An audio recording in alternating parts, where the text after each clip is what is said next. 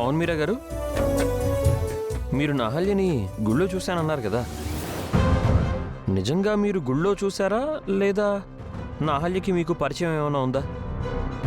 అయ్యో లేదు sir, photo చూసి గుళ్ళో చూసినప్పుడు పోల్చుకున్నాను. నాకు మీ అహల్య గారికి ఏ పరిచయం లేదు.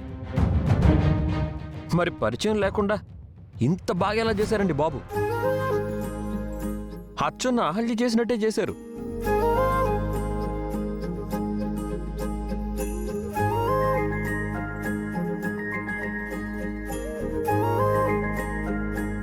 చాలా థ్యాంక్స్ అహల్య గారు, నా కోసం చాలా కష్టపడి వంట చేశారు.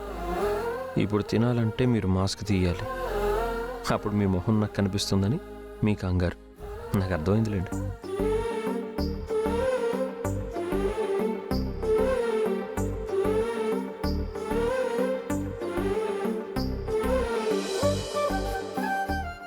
అబ్బబ్బబ్బబ్బబ్బా,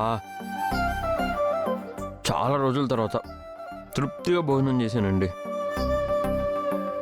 కడుపు నిండా తిన్నాను.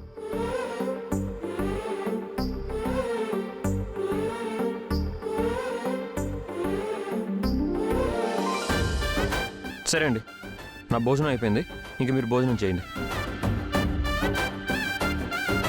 నేను బాబు దగ్గరికి వెళ్తాను. అలాగే సార్.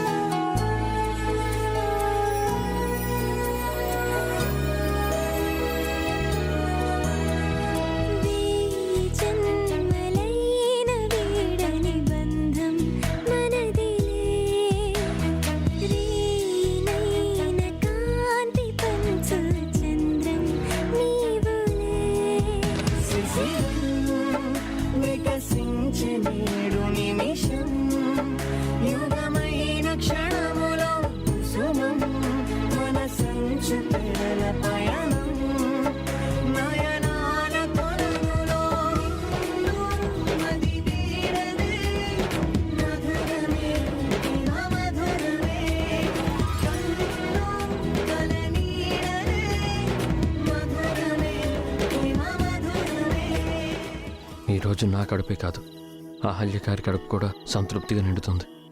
చాలా రోజుల తర్వాత సంతృప్తిగా భోజనం చేస్తారు.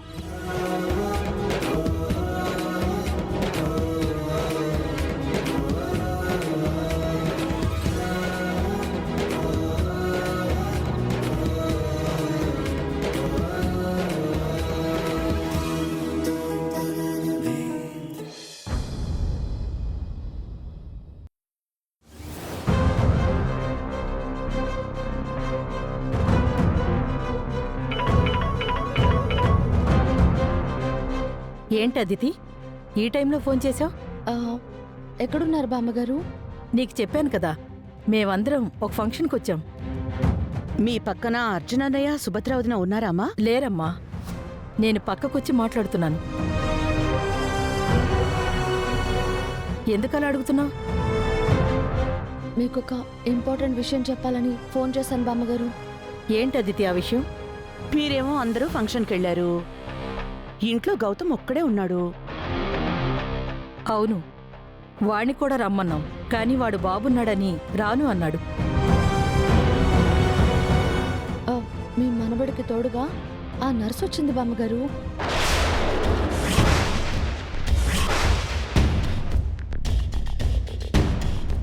నర్సు రావడం ఏంటి? నువ్వేం మాట్లాడుతున్నావు అదితి?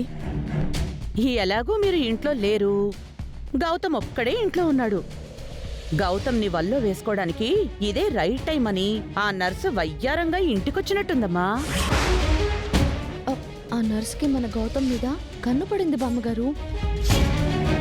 అహల్య లేదు కదా, అందుకని గౌతమ్ని వలలో వేసుకుని అది అహల్యలాగా గౌతమ్ని పెళ్లి చేసుకోవాలని ప్లాన్ చేస్తుంది. దానికెంత ధైర్యం! నేనుండగా దాని ఆటలు సాగనిస్తానా? మీరు మాత్రం ఏం చేస్తారమ్మా? మా అదితిని కాదని గౌతమ్ పెళ్లి చేసుకున్నప్పుడు మీరు ఏం చేయలేకపోయారు కదా. అందుకే కదా దాన్ని ఇంట్లోంచి తరిమేశాను. ఎలాగైనా అదితిని గౌతమ్ గాడికిచ్చి పెళ్లి చేద్దామనుకుంటే ఇప్పుడు మళ్ళీ ఇది తయారైందా? ఏమో బామ్మగారు, నాకు గౌతమ్కి మధ్య ఎవరెవరో అడ్డొస్తున్నారు. మీరు మాత్రం ఏం చేస్తారులేండి. అలా అనకదితి. ఫంక్షన్ అవగానే ఇంటికి వెళ్ళి దాని సంగతి తేలుస్తాను. మీరు కూడా రండి. సరే అమ్మా, మేము కూడా వస్తాం. ఏం చేస్తారో చెయ్యండి.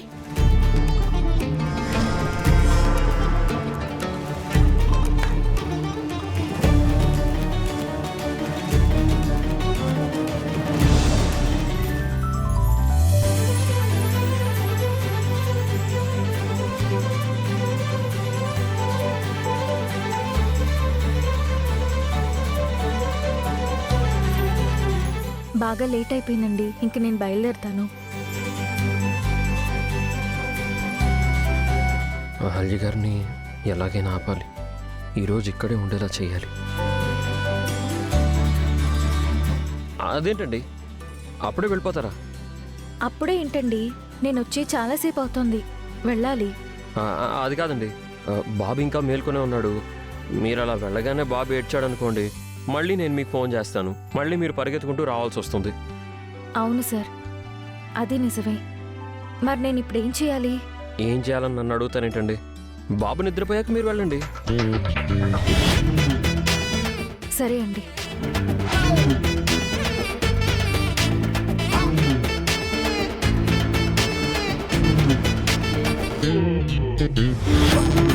రే బుజ్జికన్నా, అమ్మ ఇక్కడే ఉండాలంటే నువ్వు అసలు నిద్రపోకూడదురా.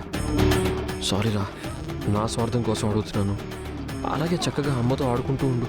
ఇలాంటి ఛాన్స్ మళ్ళీ మనకి ఎప్పుడు వస్తుందో ఏంటో.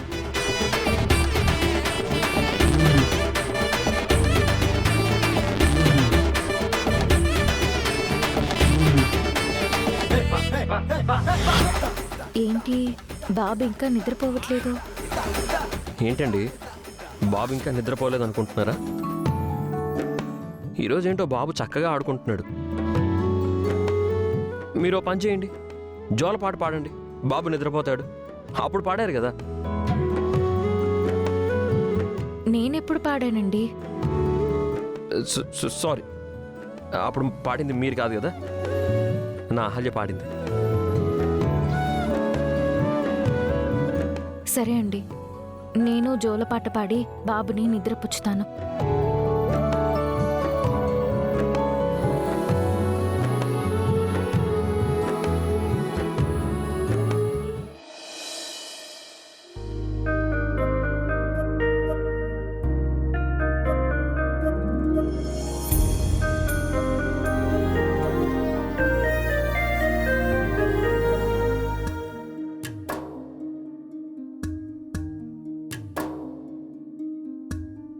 అమ్మ చేతి కమ్మదనం గుండె నిండా పండిందా మాటలోని